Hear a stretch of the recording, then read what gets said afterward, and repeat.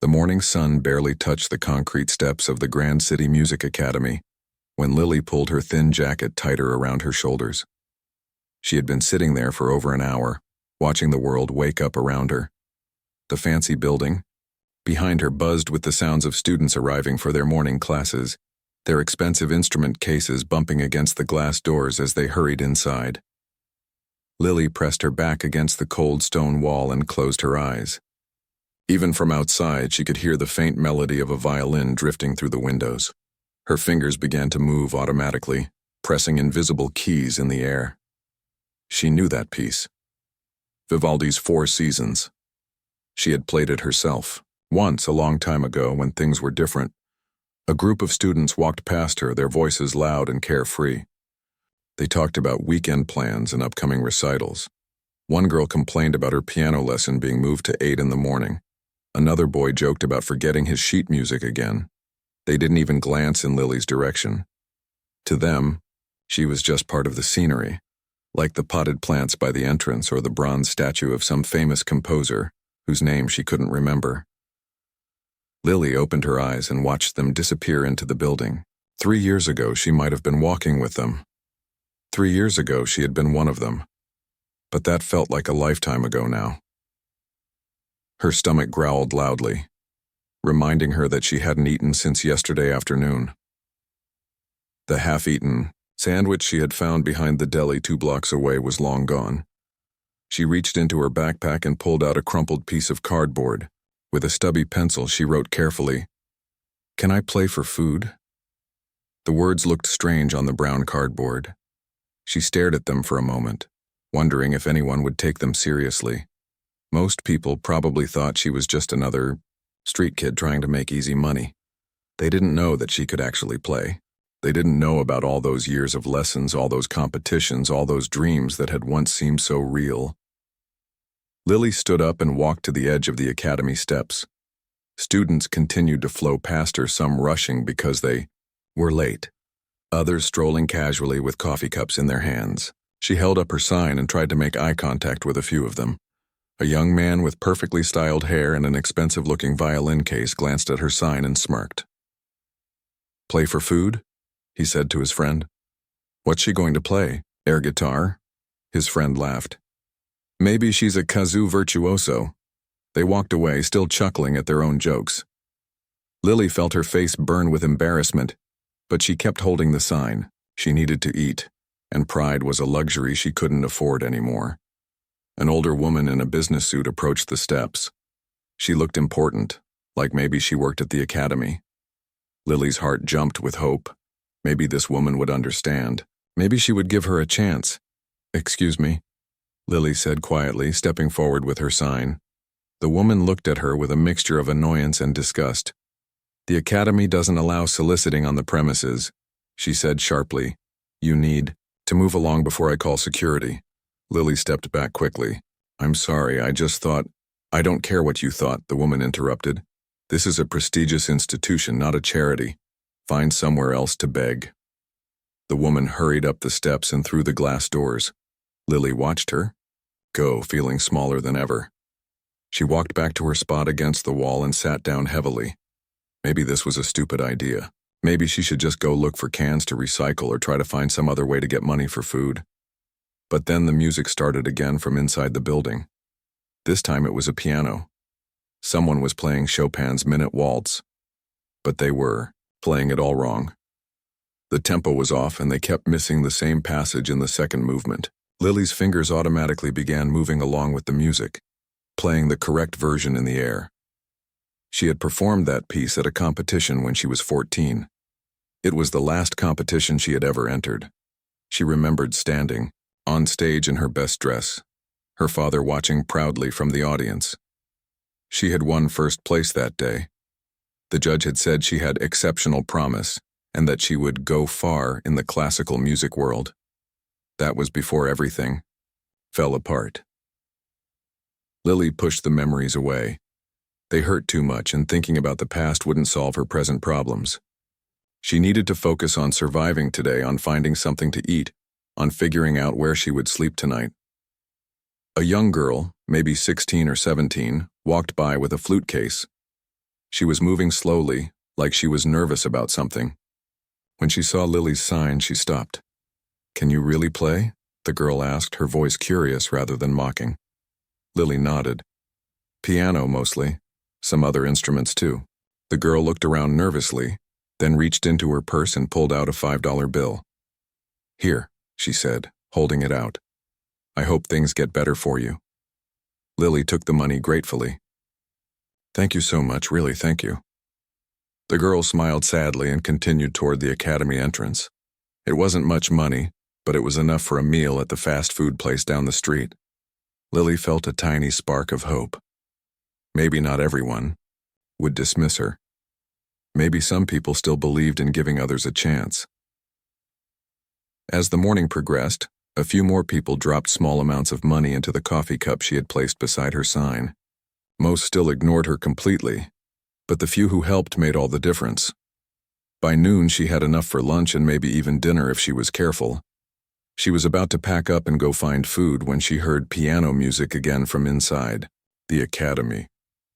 This time it was something she didn't recognize immediately, something modern and complex. But whoever was playing it had real talent.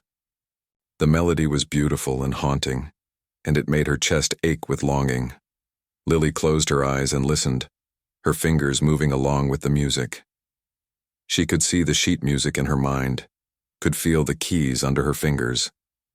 It had been so long since she had played a real piano, so long since she had felt that connection between her heart and the music flowing through her hands.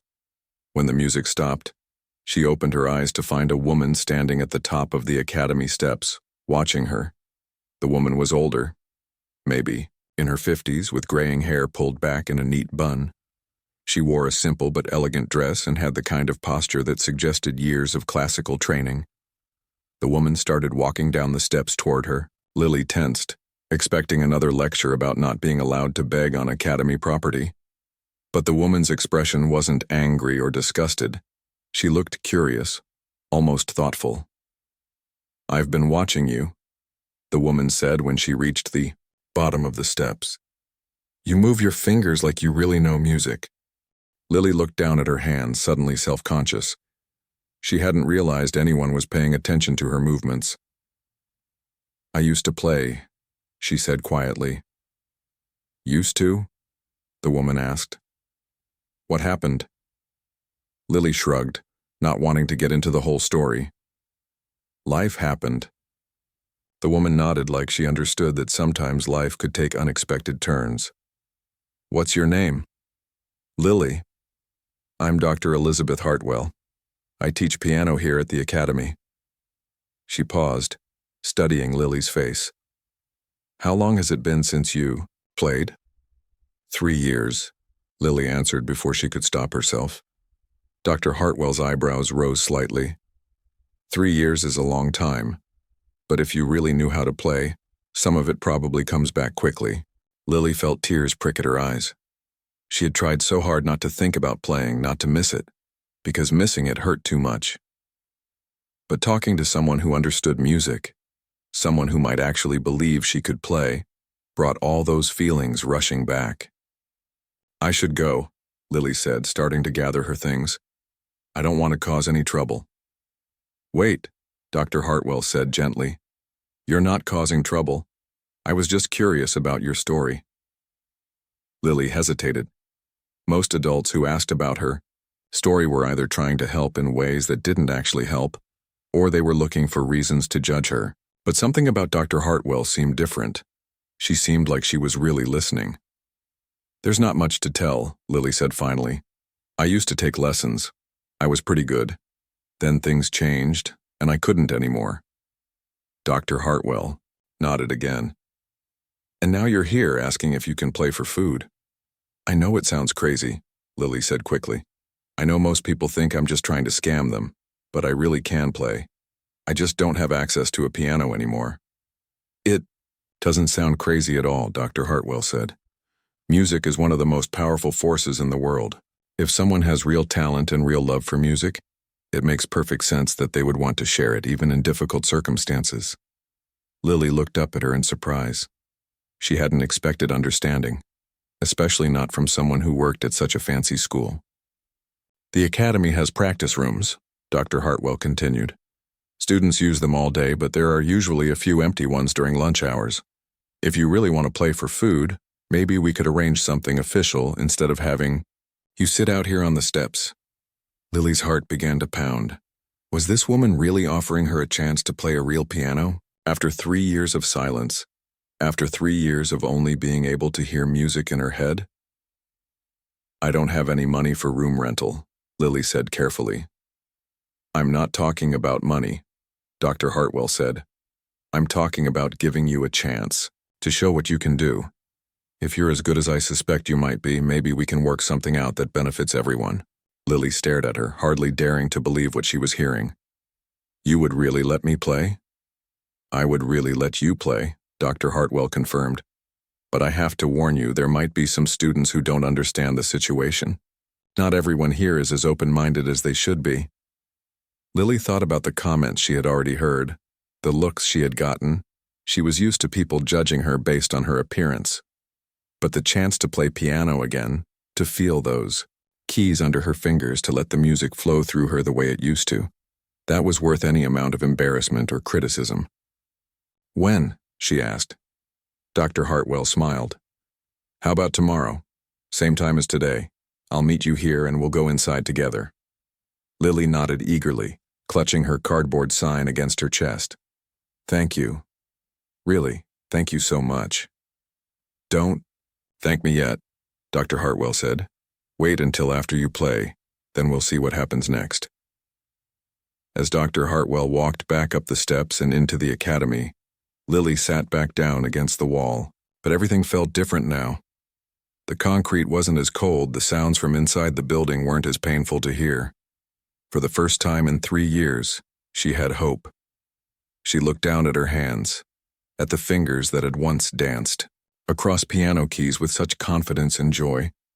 Tomorrow she would get to play again. Tomorrow, she would get to remember who she used to be and maybe, just maybe, figure out who she could become. The afternoon sun warmed her face as she sat there, planning what she would play. Something beautiful. Something that would show Dr. Hartwell that her faith in a homeless girl with a cardboard sign wasn't misplaced. Something that would prove that music really could survive anything, even 3 years of silence and loss. Tomorrow couldn't come fast enough. The next morning, Lily arrived at the academy steps an hour early. She had barely slept, her mind racing with excitement and nervousness about the chance to play piano again. She had spent the night in the doorway of a closed bookstore, but for once, the hard concrete hadn't bothered her. All she could think about was the feeling of piano keys under her fingers. She had tried to clean up as best she could at the public restroom in the nearby park. Her clothes were still worn and wrinkled, but at least her face was clean and her hair was pulled back neatly. She wanted to look as presentable as possible when Dr. Hartwell arrived. As students began arriving for their morning classes, Lily noticed something different in the way they looked at her. Word seemed to have spread about her conversation with Dr. Hartwell yesterday. She could hear whispers and see people pointing in her direction. That's the girl who thinks she can play piano, one student said to another as they walked past. Dr. Hartwell is way too trusting, the other replied. Anyone can claim they're a musician when they're desperate for money. Lily tried to ignore the comments, but they stung. She knew these students had probably never wondered where their next meal would come from or where they would sleep at night. They couldn't understand what it was like to have talent, but no opportunities to use it. Around 10 o'clock, a group of students gathered near the academy entrance. At the center of the group was a tall, well-dressed young man with perfect hair and an expensive watch. He carried himself with the kind of confidence that came from never having to worry about anything. His name was Christopher, and Lily had noticed him before because he always seemed to be the center of attention. There she is, Christopher said loudly, pointing at Lily, the famous street pianist. His friends laughed, and Lily felt her cheeks burn with embarrassment. She looked around for Dr. Hartwell, but it was still early. She would have to endure this alone. Christopher walked over to where she was sitting, his friends trailing behind, him like an entourage. "So I hear you're going to grace us with a performance today," he said, his voice dripping with sarcasm. "Dr. Hartwell is going to let me play," Lily said quietly, not looking up at him. "Dr. Hartwell is too nice for her own good," Christopher said. "She believes everyone has hidden talent even when they don't." One of his friends, a girl with perfectly styled blonde hair, giggled. "Maybe she'll play chopsticks for us, that's probably about her level. Or maybe she'll just pretend to play and hope no one notices," another boy added. Lily felt anger rising in her chest, but she forced herself to stay calm. Getting into an argument with these students wouldn't help anything. She just had to wait for Dr. Hartwell and prove herself through her playing. "You know what?" Christopher said, as if he had just had a brilliant idea. "We should make this interesting. I bet she can't even play a simple scale correctly." "What kind of bet?" the blonde girl asked, clearly interested. "If she can actually play something decent, something that proves she's not just a fraud, then I'll personally buy her lunch every day for a week," Christopher said. "But if she embarrasses herself the way I think she will, then she has to admit she's been lying and stop bothering people here." Lily looked up at him sharply. "I never lied about anything." "Sure you didn't," Christopher said with a smirk. "Anyone can write 'Can I play for food' on a piece of cardboard. Actually doing it is another story." More students had gathered around them now, drawn by the commotion. Lily could see the excitement in their faces as they anticipated some kind of entertainment. To them, this was just a fun distraction from their regular classes. They had no idea how much this opportunity meant. To her, "I don't want to make any bets," Lily said firmly. "I just want to play." "Scared?" Christopher taunted. "Come on, if you're as good as you claim to be, this should be easy." "Leave her alone, Christopher." Everyone turned to see Dr. Hartwell approaching from the academy entrance. She looked stern, and her voice carried the authority of someone who was used to dealing with difficult students. "We're just having a friendly conversation," Christopher said, immediately changing his tone to sound more respectful. "It didn't sound friendly to me," Dr. Hartwell replied. She walked over to Lily and offered her a gentle smile. "Are you ready?" Lily nodded, grateful for the rescue. She gathered her backpack and started to follow Dr. Hartwell toward the academy entrance. "Wait," Christopher called out. "If she's really going to play, shouldn't we all get to hear it? I mean, if she's talented enough to perform at the academy, surely she's good enough to play for an audience." Dr. Hartwell paused and looked back at him. "What are you suggesting?" "I'm suggesting that if you're going to use academy resources for this little experiment, the students should get to see what their tuition money is paying for," Christopher said smoothly. Lily could see what he was doing. He was trying to turn her chance to play into a public spectacle, a chance for her to fail in front of everyone. But she also knew that backing down now would only confirm their suspicions that she was a fraud. "It's okay," she said quietly to Dr. Hartwell. "I don't mind playing for them." Dr. Hartwell studied her face carefully. "Are you sure? You don't have to prove anything to anyone." "I'm sure," Lily said, and she meant it. She had been hiding her talent for 3 years, keeping it locked away inside her heart. Maybe it was time to let it out regardless of the consequences.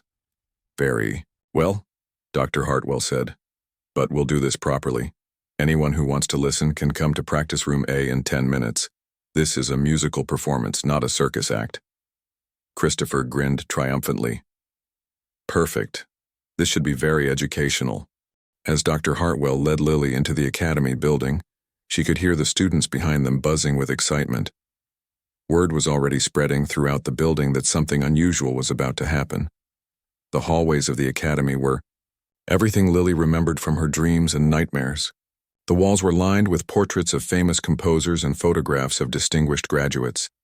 Glass cases displayed awards and trophies from competitions and recitals. It was a temple to musical achievement, and walking through it again made her heart ache with longing and loss. "You don't have to do this," Dr. Hartwell said quietly as they walked. "I can take you to a private practice room where you can play without an audience." "No," Lily said. "If I'm going to do this, I want to do it right. Besides, they're never going to believe I can play unless they hear it for themselves." Dr. Hartwell nodded approvingly. That's a mature attitude. But I want you to know that no matter what happens in there, your worth as a person and as a musician isn't determined by what a bunch of privileged teenagers think. They reached practice room A, which was actually a small recital hall with about 50 seats and a beautiful grand piano on a raised stage. Dr. Hartwell unlocked the door and turned on the lights. The piano gleamed under the stage lights, and Lily felt her breath catch in her throat. "Take your time," Dr. Hartwell said. "Get comfortable with the instrument. I'll keep the door open for anyone who wants to listen, but remember, you're not performing for them. You're playing for yourself." Lily walked slowly toward the piano, her heart pounding with anticipation and fear. It had been so long since she had sat at a real piano, so long since she had felt the weight of the keys and heard the resonance of the strings. She lifted the bench cover and sat down, adjusting the height until it felt right. Students began filing into the room, some looking genuinely curious, others wearing expressions of barely concealed amusement. Christopher made sure to sit in the front row, his arms crossed and a skeptical smirk on his face. Lily placed her hands on the keys but didn't press them yet. She closed her eyes and tried to remember what it felt like when music flowed through her naturally when playing piano was as easy as breathing. The fear was still there, but underneath it she could feel something else stirring to life, something that had been sleeping for 3 years but was finally ready to wake up. "Whenever you're ready," Dr. Hartwell said gently. Lily opened her eyes and looked out at the small audience. Some faces showed curiosity, others showed skepticism, and a few showed outright hostility. But it didn't matter anymore. She wasn't playing for them. She was playing for the little girl who had once dreamed of performing on stages like this. She was playing for her father, who had believed in her talent even when she didn't believe in herself. She was playing for everyone who had ever been told they weren't good enough, weren't worth giving a chance. She took a deep breath and let her fingers find their way to the keys. After 3 years of silence, the music was finally ready to come home. The first note rang out clear and true, filling the small recital hall with sound. Lily felt a shock of joy run through her entire body. The piano responded to her touch like an old friend, warm and familiar and welcoming. All the doubt and fear melted away as muscle memory took over, and her fingers began to dance across the keys with increasing confidence. She had chosen to start with something simple, a piece by Bach that she had learned early in her training. But as the melody unfolded, it became clear that there was nothing simple about the way she was playing it. Every note was precise. Every phrase was shaped with careful attention to dynamics and expression. The music filled the room with a beauty that made even the most skeptical listeners lean forward in their seats. Christopher's smirk began to fade as he realized that the homeless girl he had been mocking could actually play. And not just play, but play better than most of the students at the academy. The music she was creating was professional level, the kind of playing that took years of serious study and natural talent to achieve. As the Bach piece came to an end, the room fell completely silent. No one moved, no one whispered, no one even seemed to breathe. They were all too stunned by what they had just heard, but Lily wasn't finished. Now that she had started, now that the music was flowing through her again, she couldn't stop. She transitioned seamlessly into a Chopin nocturne, her touch becoming even more expressive and nuanced. The melody soared and dipped like a bird in flight, carrying with it all the emotion she had kept locked inside for 3 years. Dr. Hartwell watched from the back of the room, her own eyes filling with tears as she realized the magnitude of the talent sitting at that piano bench. This wasn't just a skilled student or even a gifted amateur. This was someone with the kind of rare musical ability that comes along perhaps once in a generation. In the front row, Christopher sat frozen in his seat, his face pale with shock and shame. He had expected to watch a homeless girl embarrass herself and confirm all his prejudices about people who lived on the streets. Instead, he was witnessing one of the most beautiful musical performances he had ever heard, and it was coming from someone he had treated with cruelty and disrespect. The Chopin piece built to a climactic moment that left several students wiping away tears. Then Lily brought it to a gentle, haunting conclusion that seemed to hang in the air long after the last note had faded away. This time, the silence lasted even longer. It was the kind of silence that follows truly transcendent art, when an audience needs time to process what they have just experienced. Finally, Dr. Hartwell began to clap, and the rest of the room followed suit. But it wasn't the polite applause that typically followed student performances. This was the kind of thunderous, heartfelt applause reserved for master musicians, for artists who could touch souls through their music. Lily sat at the piano bench, overwhelmed by the response. For 3 years, she had convinced herself that her musical ability was just a memory, something that belonged to her past life. But sitting here now, feeling the warmth of genuine appreciation from an audience, she realized that music had never left her. It had just been waiting for the right moment to return. As the applause finally died down, Christopher slowly stood up from his seat. His face was red with embarrassment, and when he spoke, his voice was barely above a whisper. "I owe you an apology," he said to Lily. "And I owe you lunch for a week. Actually, I owe you a lot more than that." Lily looked at him with surprise. She had expected him to find some way to dismiss her performance or minimize what had just happened. She hadn't expected humility. "You don't owe me anything," she said quietly. "I just wanted to play." But Christopher shook his head. "No, I do owe you something. I owe you the respect I should have shown you from the beginning. I judged you based on your circumstances instead of giving you a chance to show who you really are. That was wrong. And I'm sorry." Other students began coming forward to congratulate Lily on her performance. Some admitted that they had also doubted her abilities and apologized for their assumptions. The girl with the flute case from the day before pushed through the crowd to tell Lily how beautiful her playing had been. Dr. Hartwell waited until the crowd of students had dispersed before approaching the piano. "That was extraordinary," she said simply. "Where did you study?" "Different places," Lily said, suddenly feeling shy again. "I started when I was 5. My father found a teacher who believed in me even though we didn't have much money." "Your father must be very proud," Dr. Hartwell said. Lily's face clouded over.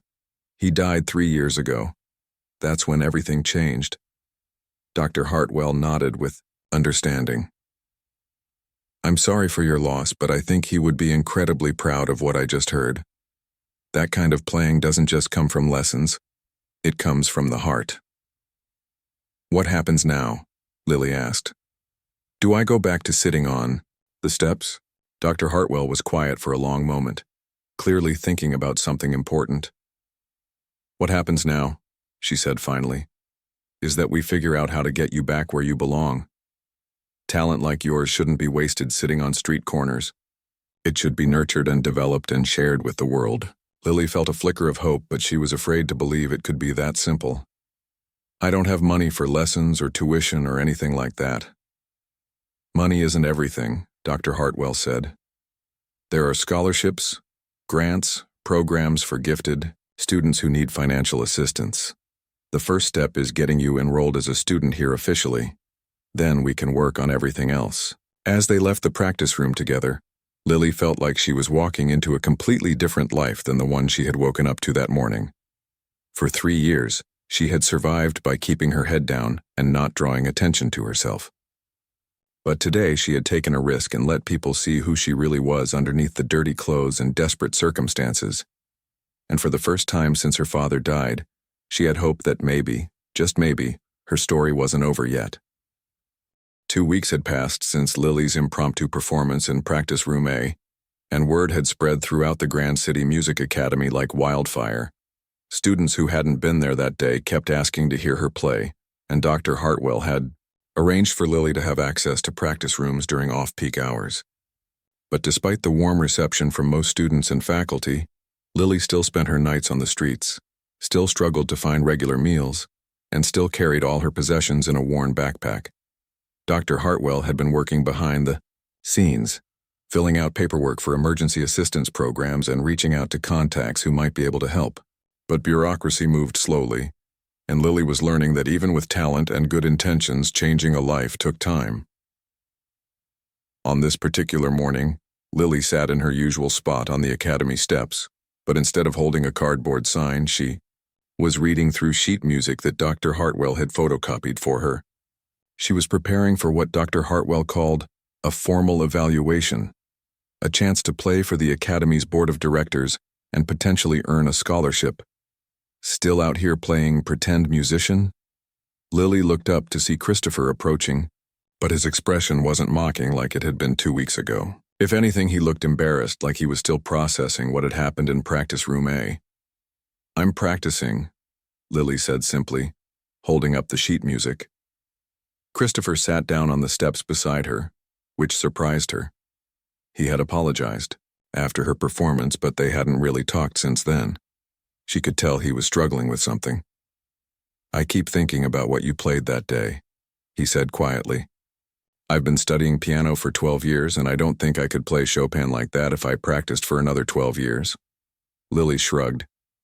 "Everyone has different strengths." "That's not what I mean," Christopher said. "What I mean is that I've had every advantage imaginable.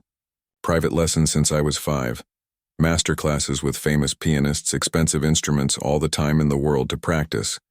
And you've been living on the streets for 3 years with no access to a piano, and you still play better than I ever will." "I don't play better than you," Lily said, though she wasn't sure that was true. Christopher laughed, but there was no humor in it.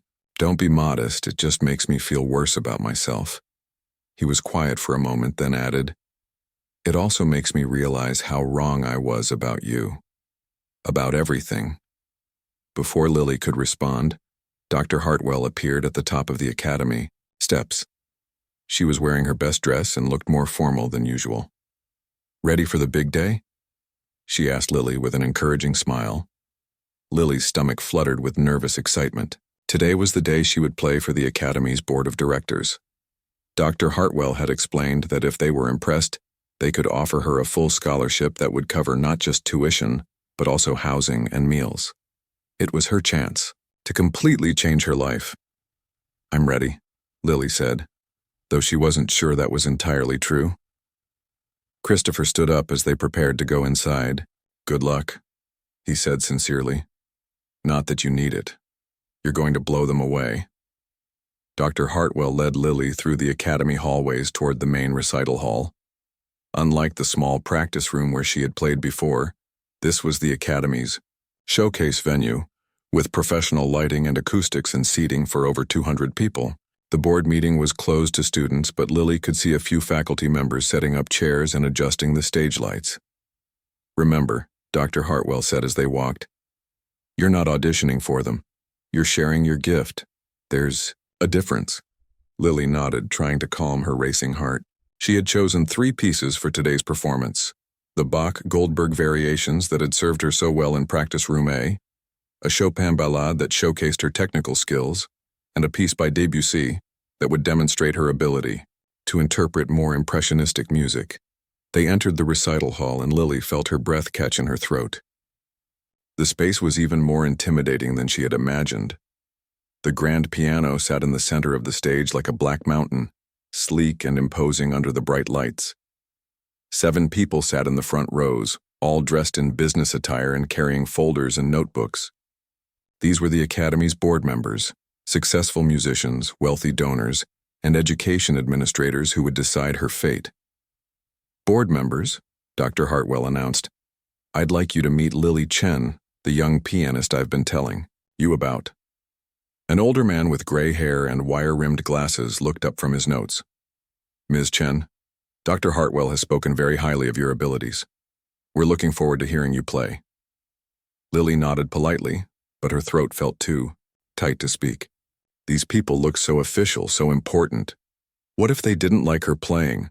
What if Dr. Hartwell had been wrong about her talent? What if she had just been lucky that day in practice room A? Dr. Hartwell seemed to sense her nervousness. "Take all the time you need to get comfortable," she said gently. "There's no rush." Lily walked slowly toward the piano, her footsteps echoing in the large space. She adjusted the bench height and tested the pedals, buying herself a few extra moments to settle her nerves. The board members watched patiently, their expressions neutral and professional. She placed her hands on the keys and immediately felt some of her anxiety fade away. This was familiar territory. No matter how fancy the venue or how important the audience, the piano was still just an instrument waiting to be played. The music was still the same music she had been carrying in her heart for years. She began with the Bach, letting the intricate melody establish itself before adding the subtle variations that made the piece so compelling. Her fingers moved with increasing confidence as she settled into the performance, and she could feel the familiar joy of musical expression flowing through her. But as she played, something else was happening too. All the emotion she had been carrying for the past 3 years.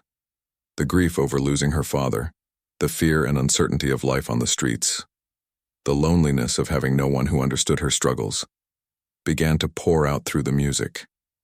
The Bach became more than just a demonstration of technical skill. It became a story of loss and survival and hope. When she finished the first piece, there was a moment of complete silence in the recital hall. Then one of the board members, a woman with kind eyes and silver hair, began to applaud. The others quickly joined in, and Lily felt a surge of confidence. For her second piece, she had chosen Chopin's Ballade No. 1 in G minor, one of the most technically demanding pieces in the piano repertoire. It required not just speed and accuracy, but deep musical understanding and emotional maturity. As she began the opening melody, she could see the board members leaning forward in their seats, paying closer attention. The piece built in intensity as it progressed, with rapid passages that showcased her technical abilities and lyrical sections that demonstrated her musical sensitivity. Lily found herself completely absorbed in the performance, forgetting about the audience and the formal setting. She was just a girl at a piano, telling a story through music the way she had been trained to do since childhood. The climactic section of the ballade required her to play with tremendous power and passion, and she could feel the instrument responding to every nuance of her touch. The melody soared above cascading arpeggios, creating a sound that filled the entire recital hall with emotional intensity. When she brought the piece to its dramatic conclusion, the silence that followed was even longer than before.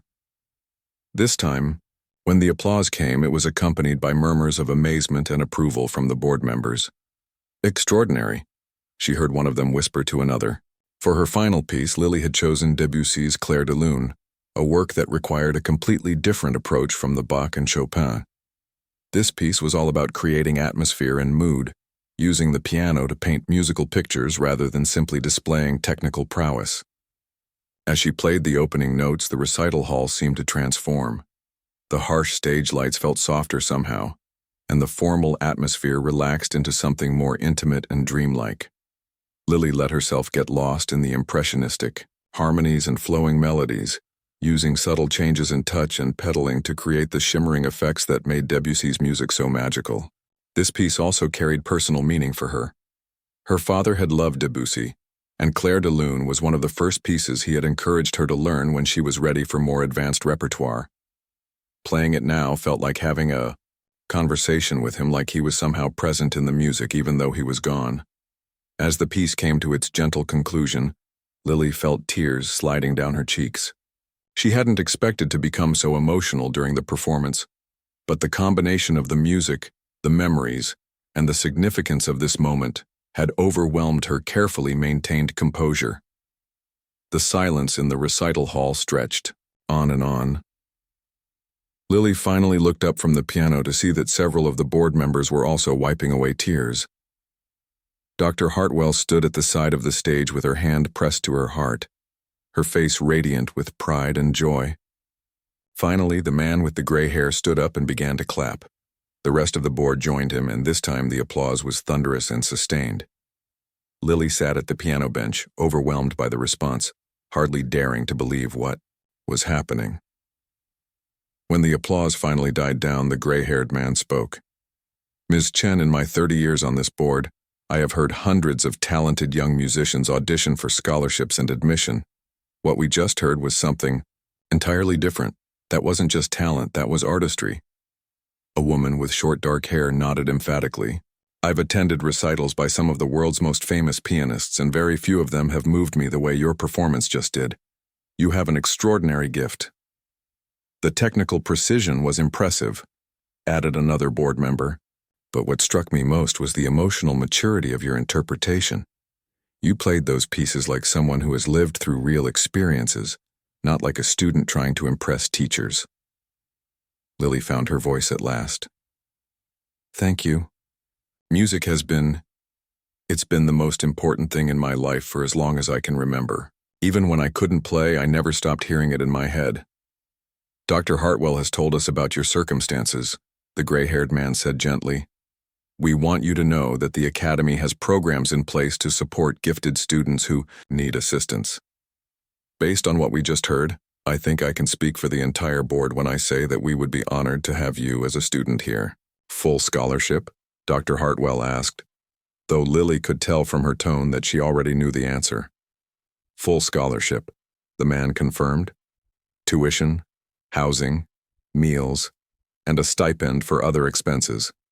We also have connections with summer, festivals, and masterclass programs that could provide additional opportunities for development. Lily felt like she might faint. After 3 years of uncertainty and struggle, after countless nights wondering if she would ever play piano again, this felt like too much good fortune to be real. There is one condition, the woman with dark hair said, and Lily's heart sank. There was always a catch, always something that made dreams impossible to achieve. We would want you to participate in our community outreach program, the woman continued with a smile.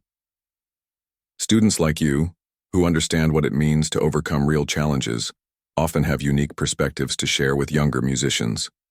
Would you be willing to give occasional performances and master classes for students from underserved communities? Lily almost laughed with relief. Of course, I'd love to do that. Excellent, the gray-haired man said.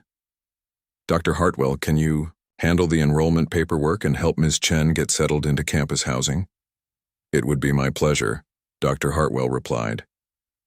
As the board members gathered their things and prepared to leave, several of them approached Lily personally to congratulate her and express their excitement about her joining the Academy. Their warmth and enthusiasm felt almost overwhelming after so many years of being invisible or dismissed. When they were alone in the recital hall, Dr. Hartwell came over to the piano where Lily was still sitting, trying to process what had just happened. How do you feel? Dr. Hartwell asked. Lily looked around the beautiful space at the piano that had just changed her life, at the woman who had believed in her when no one else would. I feel like I'm dreaming, she said honestly. Like I'm going to wake up tomorrow morning back on the Academy steps with nothing but a cardboard sign. You're not dreaming, Dr. Hartwell said firmly. You earned this through your talent and your perseverance. Your father would be so proud. At the mention of her father, Lily felt fresh tears starting to form. I wish he could have been here to see this. I think in a way he was, Dr. Hartwell said softly. Every note you played carried the love and support he gave you. That kind of influence doesn't disappear just because someone is gone. As they left the recital hall together, Lily felt like she was walking into an entirely new life. Tomorrow she would move into a dormitory room. She would have a meal plan and access to practice rooms and teachers who could help her develop her abilities even further. After 3 years of just surviving from day to day, she could finally think about the future again. But more than that, she had proven to herself that the music inside her was real and valuable and worth sharing with the world. She was no longer just a homeless girl with a cardboard sign. She was Lily Chen, pianist, and her story was just beginning. 3 months into her new life at the Grand City Music Academy, Lily was still adjusting to having a roof over her head every night. Her dormitory room was small but clean, with a narrow bed, a desk, and a window that overlooked the Academy's courtyard. After years of sleeping in doorways and shelters, having her own space felt like living in luxury. She had thrown herself into her studies with an intensity that impressed even Dr. Hartwell. Every morning, she was in the practice rooms before most students had eaten breakfast. Every evening, she stayed until the building closed. It was as if she was trying to make up for the 3 years of lost time all at once. Dr. Hartwell had been watching this pattern with growing concern. While she admired Lily's dedication, she also recognized the signs of someone pushing themselves too hard. Lily attended every class, completed every assignment perfectly, and practiced for hours longer than necessary. But she rarely spoke about her past, and she seemed to have built walls around the 3 years between her father's death and her arrival at the academy. On a rainy Thursday afternoon, Dr. Hartwell found Lily in practice room C, working on a particularly challenging piece by Rachmaninoff. Her technique was flawless, but something about her playing seemed mechanical, lacking the emotional depth that had made her audition so memorable. "That's beautiful playing," Dr. Hartwell said from the doorway. "But it sounds like you're holding something back." Lily's hand stopped moving across the keys. "I'm just trying to get the notes right. This piece is really difficult." "The notes are perfect," Dr. Hartwell said, entering the room and closing the door behind her. "But perfect notes aren't always the same thing as perfect music." Lily turned on the piano bench to face her teacher. Over the past 3 months, Dr. Hartwell had become more than just an instructor. She had helped Lily navigate the academy's bureaucracy, had taken her shopping for clothes and school supplies, and had even helped her open her first bank account. In many ways, she had become the closest thing to family that Lily had. "I don't understand," Lily said. "Isn't accuracy the most important thing?" "Accuracy is important," Dr. Hartwell agreed, "but it's not everything. When you played for the board 3 months ago, you weren't just accurate. You were telling a story. You were sharing something real and personal through the music. Today it sounds like you're afraid to let that part of yourself show." Lily looked down at her hands, still positioned over the piano keys. "Maybe I don't have anything real to share anymore. Maybe that was just desperation or something." Dr. Hartwell pulled up a chair and sat down next to the piano. "Lily, in all the time we've worked together, you've never really talked about what happened to you. I know your father died and I know you ended up on the streets, but there's a whole story there that you've never shared." "Does it matter?" Lily asked quietly. "I'm here now. Isn't that what's important?" "It matters because it's part of who you are," Dr. Hartwell said gently. "The experiences that brought you to my attention, the pain and struggle and survival, those things don't just disappear because your circumstances have changed. They're part of what makes your music special." Lily was quiet for a long moment, her fingers absently playing silent scales on the keys. When she finally spoke, her voice was barely above a whisper. "I don't like to think about those 3 years. They feel like someone else's life." "But they weren't someone else's life," Dr. Hartwell said. "They were your life, and something tells me there's more to the story than just bad luck and unfortunate circumstances." Lily looked up at her teacher, and Dr. Hartwell could see years of carefully suppressed emotion threatening to break through. "You really want to know?" "Only if you want to tell me," Dr. Hartwell said, "but I think it might help your playing if you stopped trying to pretend that part of your life didn't happen." Lily took a deep breath and began to speak, slowly at first, then with increasing urgency as the words started pouring out. "My father wasn't just a piano teacher," she said. "He was David Chen. Maybe you've heard of him?" Dr. Hartwell's eyes widened in recognition. David Chen had been a rising star in the classical music world 20 years ago, a pianist of extraordinary talent who had seemed destined for international fame. Then suddenly, he had disappeared from the concert circuit entirely. "David Chen was your father?" Dr. Hartwell asked, hardly believing it. Lily nodded. "He won the international Chopin competition when he was 23. Everyone said he was going to be the next great pianist of his generation. But then he met my mother, and everything changed." "How did everything change?" "My mother was a music student too, but she wasn't as talented as my father. She was beautiful and charming, and he fell in love with her completely.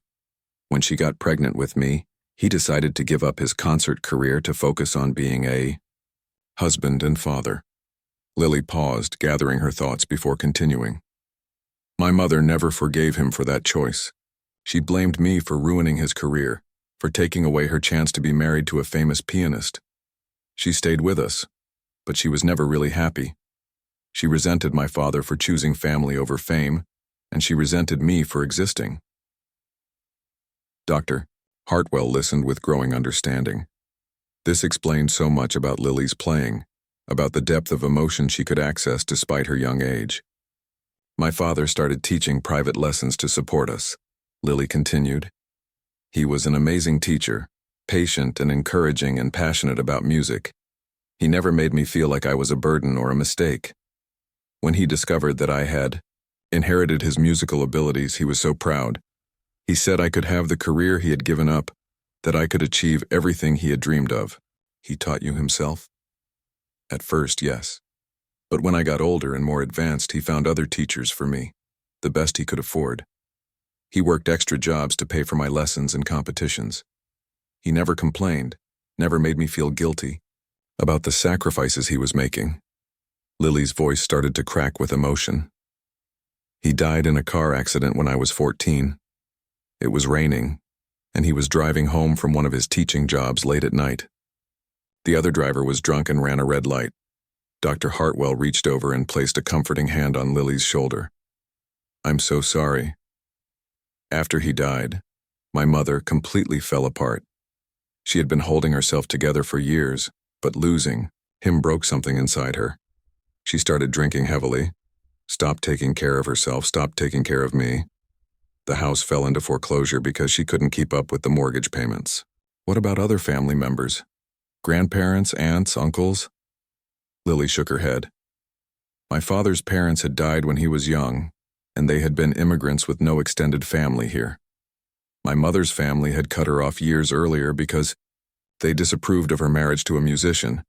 We were completely alone. So, what happened to you? Child services eventually got involved because I was missing a lot of school. My mother was hospitalized for depression and alcohol addiction, and I went into foster care. But I was already 14, and most families want younger children. I got bounced around between different homes, different schools. Nobody wanted to deal with a teenager who needed piano lessons and had emotional problems. Dr. Hartwell was beginning to understand the full scope of what Lily had endured. Did you stop playing during this time? I tried to keep playing, but it was impossible. Foster families don't usually have pianos, and even when they did, I was often told that practicing disturbed other people in the house. I went from playing 4 or 5 hours a day to maybe getting 20 minutes once a week at school. That must have been devastating. It was like losing my father all over again, Lily said, tears now flowing freely down her cheeks. Music was our connection, our shared language. When I couldn't play anymore, it felt like I was losing the last piece of him I had left. What happened when you aged out of foster care?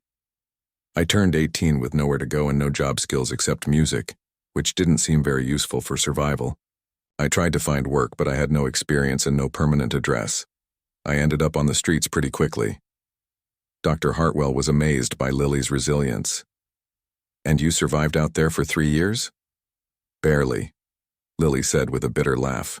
I learned which shelters were safe, which restaurants threw away good food, which police officers would leave you alone if you weren't causing trouble.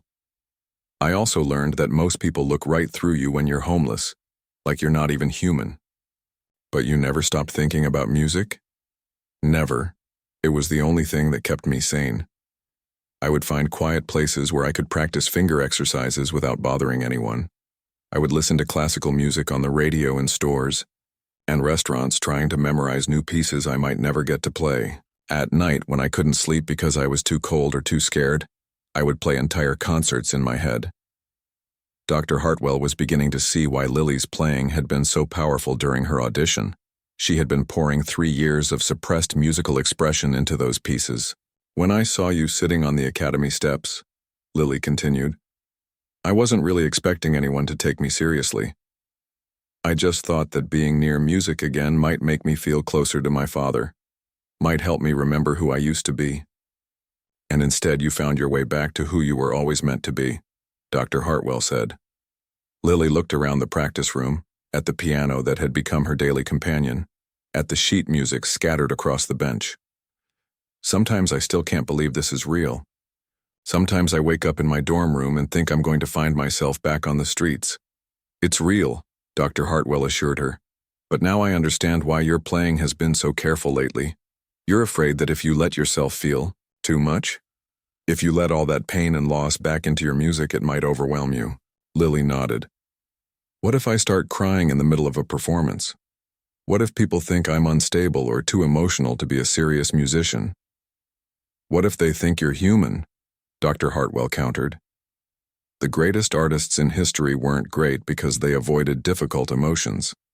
They were great because they found ways to transform those emotions into something beautiful and meaningful. But what if I'm not strong enough? Dr. Hartwell stood up and moved toward the piano. May I? She asked, gesturing toward the keys. Lily scooted over to make room on the bench, and Dr. Hartwell began to play a piece that Lily recognized immediately. It was Schumann's Träumerei, a simple but deeply emotional work that her father had taught her when she was 12. Your father chose this piece for you because he knew you had already experienced enough of life to understand what it was about, Dr. Hartwell said as she played. Loss, longing, the bittersweet nature of memory. You played it beautifully then, and you've lived through so much more since. As the familiar melody filled the practice room, Lily felt something loosening inside her chest. She had been so focused on proving herself, on being perfect, that she had forgotten why she fell in love with music in the first place. Music isn't about being strong enough to hide your feelings, Dr. Hartwell said as she finished the piece. It's about being brave enough to share them. Lily placed her hands on the keys and began to play the Rachmaninoff piece again. But this time, instead of focusing solely on technical accuracy, she let herself remember. She remembered her father's encouragement, her mother's disappointment, the fear and loneliness of life on the streets, the joy of finding hope again. The music that emerged was different from anything she had played since arriving at the academy. It was raw and honest and heartbreaking, but it was also beautiful in a way that perfect technique alone could never achieve. When she finished, both she and Dr. Hartwell were crying, but they were good tears, the kind that come when something real and important has been shared. That, Dr. Hartwell said, is who you really are as a musician. Don't ever hide that again. Lily wiped her eyes and smiled through her tears. For the first time in months, she felt like herself again. Not the homeless girl she had been, not the perfect student she was trying to become, but the musician she was meant to be. Someone who had survived impossible circumstances and found a way to transform that survival into art. Thank you, she said to Dr. Hartwell, for everything, for believing in me, for giving me a second chance, for helping me remember that my past doesn't have to be something I'm ashamed of. Your past is what makes you extraordinary, Dr. Hartwell replied. Never forget that.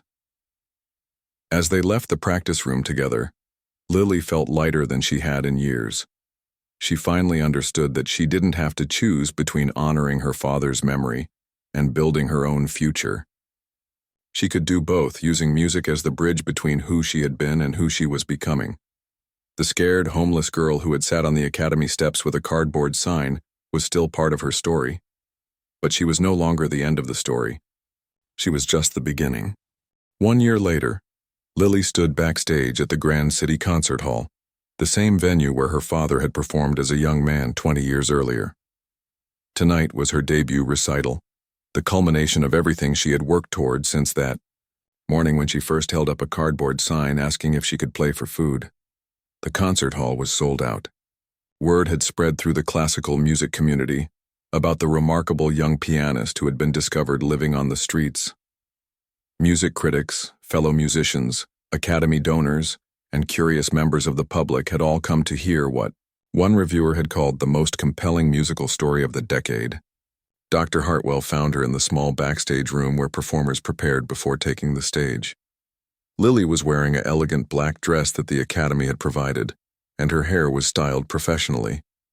But despite her polished appearance, Dr. Hartwell could see the familiar nervousness in her students' eyes. "How are you feeling?" Dr. Hartwell asked. "Terrified," Lily admitted with a shaky laugh. "What if I mess up? What if everyone realizes I'm just a fraud who got lucky?" "You're not a fraud," Dr. Hartwell said firmly. "You're one of the most talented musicians I've ever worked with. But more importantly, you're someone who has something real to say through music. That's what people are here to experience." Over the past year, Lily's playing had transformed completely. After their conversation in practice room C, she had stopped trying to be perfect and started trying to be authentic. Her performances had gained emotional depth and artistic maturity that amazed everyone who heard her. She wasn't just playing notes anymore. She was telling stories. "Is my mother here?" Lily asked quietly. Dr. Hartwell nodded. "She's in the third row next to Christopher and his parents." 3 months earlier, Lily had made the difficult decision to reach out to her mother, who had been in and out of rehabilitation programs since Lily entered foster care. The reunion had been awkward and painful, filled with years of unspoken hurt and regret. But slowly, carefully, they had begun to rebuild some kind of relationship. Her mother was still fragile, still struggling with addiction and mental health issues, but she was trying to get her life back together. Christopher had become one of Lily's closest friends at the academy. His transformation from arrogant bully to supportive ally had been genuine and complete. He had used his family's connections to help promote tonight's concert, and he had become one of Lily's most enthusiastic supporters. "There's someone else here tonight who wanted to meet you," Dr. Hartwell said. "James Morrison, the music director of the City Symphony. He's very interested in having you perform with the orchestra next season." Lily's eyes widened. The City Symphony was one of the most prestigious orchestras in the country. The idea that they might want to work with her seemed almost impossible to believe. "Really?" she asked. "Really," Dr. Hartwell confirmed. "But let's focus on tonight. First, you've prepared 3 beautiful pieces and you know them perfectly. Just go out there and share your story the way only you can tell it." Lily had chosen her program carefully. She would open with Bach's Goldberg Variations, the piece that had first revealed her talent to the Academy. For her second piece, she had selected Chopin's Ballade No. 1, which had become something of a signature work for her. And for her finale, she would perform a piece that held special meaning, Schumann's Kinderscenen, a collection of musical scenes from childhood that her father had taught her during their last year together. A stagehand appeared at the door to let them know it was time. Dr. Hartwell gave Lily an encouraging hug, and then she was walking alone down the corridor toward the stage entrance. The concert hall was magnificent, with soaring ceilings and perfect acoustics. The stage was dominated by a magnificent grand piano that gleamed under the bright lights.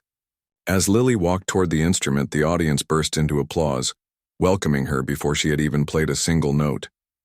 She sat at the piano bench and adjusted her position, looking out at the sea of faces in the audience. In the third row, she could see her mother, tears already streaming down her cheeks. Next to her, Christopher gave her an encouraging thumbs up. Dr. Hartwell stood at the side of the stage, beaming with pride. But as Lily placed her hands on the keys, she wasn't thinking about any of them. She was thinking about her father, about all the lessons he had given her, all the encouragement he had provided, all the love he had poured into nurturing her talent. She wished he could be here to see this moment, but in a way she felt like he was. Every note she played would carry his influence, his guidance, his belief in her abilities. She began the Bach with quiet confidence, letting the intricate melody establish itself before adding the variations that made the piece so compelling. But from the very first notes, it was clear that this was going to be a special performance. Lily wasn't just playing the music, she was inhabiting it, making each phrase her own while still honoring the composer's intentions. As the piece progressed, she found herself thinking about the journey that had brought her to this stage, the years of study with her father, the trauma of losing him, the desperation of life on the streets, the kindness of Dr. Hartwell, the gradual rebuilding of her life and her art. All of those experiences were present in her playing, giving the familiar music new layers of meaning and emotion. The audience was completely captivated. This wasn't just a technically proficient performance, it was a revelation. Lily's interpretation of Bach was both intellectually rigorous and deeply personal, showing a level of musical maturity that was remarkable for someone so young. When she finished the first piece, the applause was thunderous. People stood in their seats recognizing that they were witnessing something extraordinary. Lily smiled and nodded graciously, then prepared for the Chopin. The Ballade No. 1 was the piece that had convinced the Academy Board to offer her a scholarship, and she had continued to refine her interpretation over the past year. Tonight's performance was the culmination of that process, a reading of the work that was both technically flawless and emotionally overwhelming. She played with tremendous passion and intensity, her whole body involved in creating the music. The rapid passages were executed with crystalline clarity, while the lyrical sections sang with heartbreaking beauty. As the piece built to its dramatic climax, several audience members were moved to tears by the sheer power of her expression. When the Chopin ended, the standing ovation lasted for several minutes. Lily stood and bowed, overwhelmed by the response. She had dreamed of moments like this when she was living on the streets, but the reality was even more moving than anything she had imagined. For her final piece, the Schumann Kinderscenen, Lily settled into a more intimate mode of expression. These miniature musical portraits of childhood required a completely different approach from the Bach and Chopin. They needed to be played with subtlety and refinement, evoking memories and emotions through delicate touches and careful phrasing. She played Träumerei, the seventh movement of the cycle. Lily thought about her father teaching her this same piece when she was 12 years old. He had told her that it was about the dreams and hopes of childhood, about the innocence that gets lost as we grow older but can sometimes be recaptured through music. Don't just play the notes, he had said to her. Try to remember what it felt like to be a little child full of wonder and possibility, now playing the piece as a young adult who had experienced far more of life's hardships than most people her age. Lily found new meaning in those words. The innocence her father had spoken of wasn't about being naive or sheltered. It was about maintaining the capacity for hope and beauty, despite whatever difficulties life might present. The final notes of Träumerei hung in the air like a gentle benediction. When Lily finished the entire cycle, the silence in the concert hall was profound. Then slowly the applause began to build, growing louder and more sustained until the entire audience was on its feet again. Lily stood at the piano bench looking out at the crowd of people who had come to hear her story told through music. She thought about the girl who had sat on the academy steps with a cardboard sign, desperate and hungry but still clinging to the belief that music mattered. That girl would never have imagined this moment was possible, but it wasn't just about her anymore. As the applause continued, Lily realized that her story had become larger than her personal journey. She had become a symbol of hope for anyone who had ever been overlooked, dismissed, or written off by society. Her success proved that talent and determination could overcome even the most difficult circumstances. After taking several bows, Lily walked to the edge of the stage to address the audience directly. The crowd quieted, curious to hear what she might say. "Thank you," she began, her voice carrying clearly through the concert hall's excellent acoustics.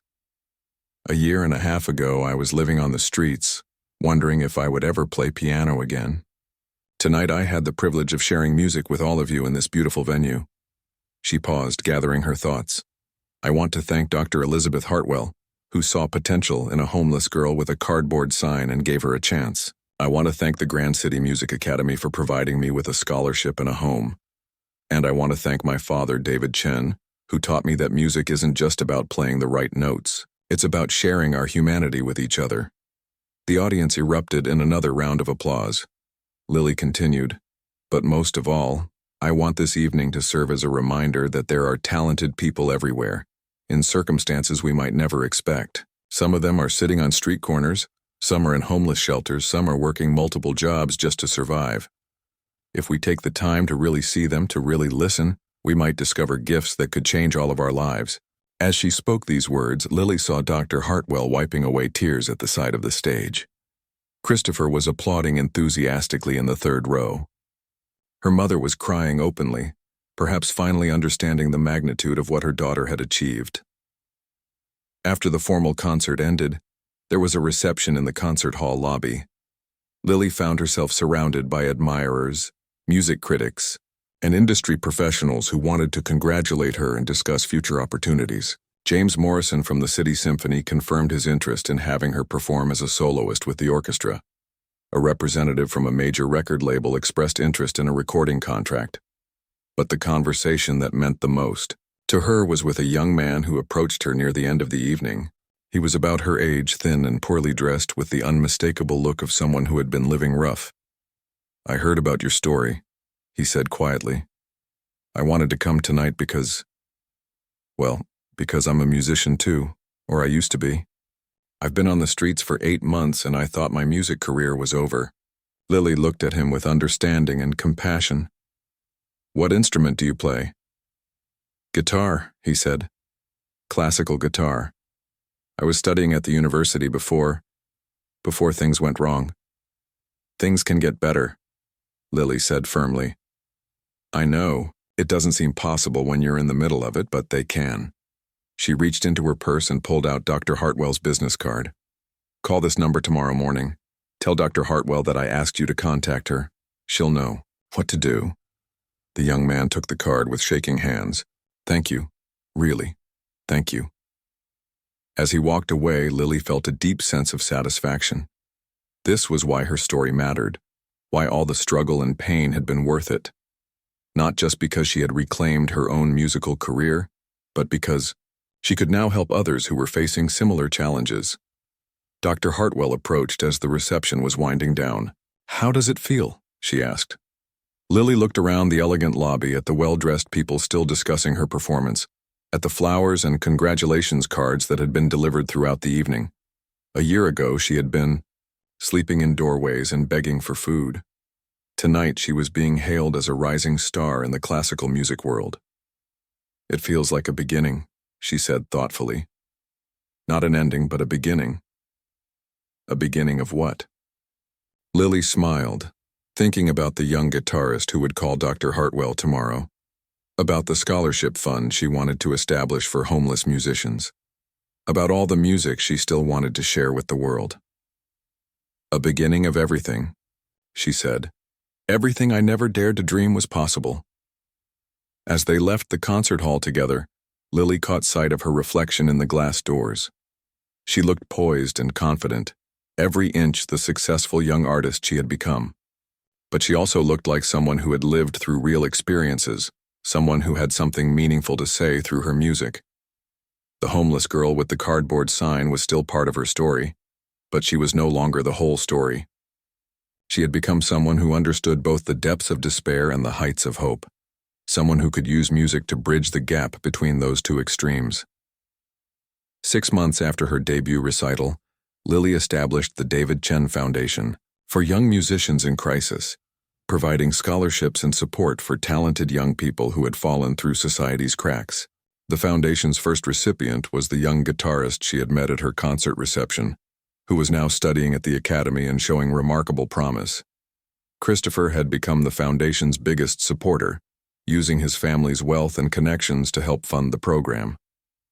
His transformation from privileged bully to passionate advocate had been complete, and he often spoke publicly about how meeting Lily had changed his entire perspective on privilege and responsibility.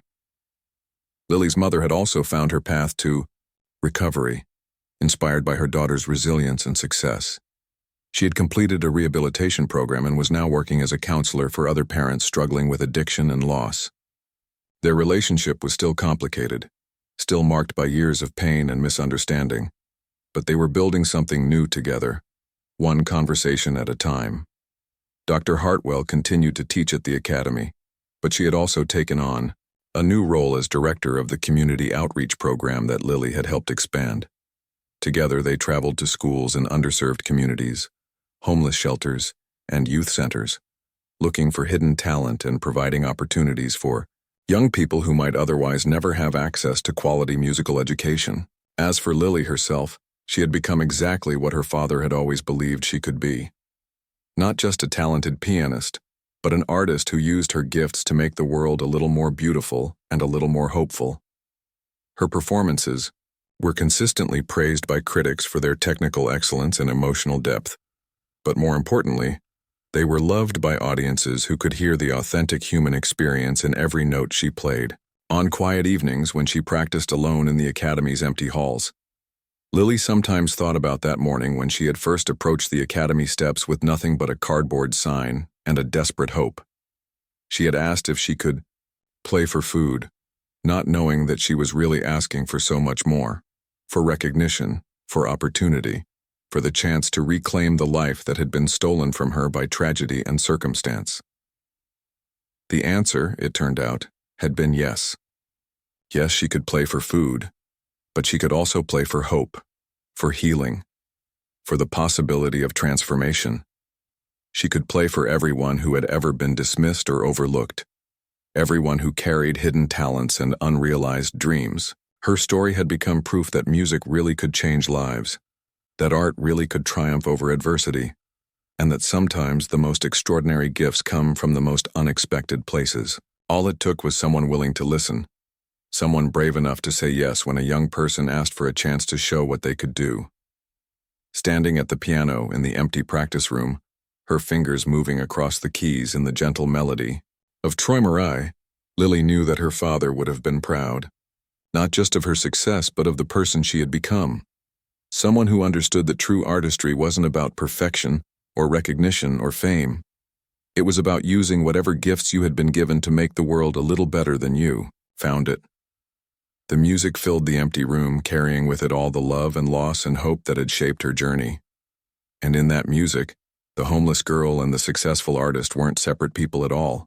They were both parts of the same story, chapters in a life that had proven that no dream is too impossible, no fall too far, and no person too forgotten to find their way back to the light. As the last notes faded into silence, Lily smiled and closed the piano lid. Tomorrow would bring new challenges, new opportunities, new chances to share the gift that had sustained her through the darkest times and carried her to heights she had never imagined possible. She was no longer the girl who had asked if she could play for food. She had become the woman who played for life itself, for all its messy complexity and surprising beauty. And her story, like the music she created, was far from over.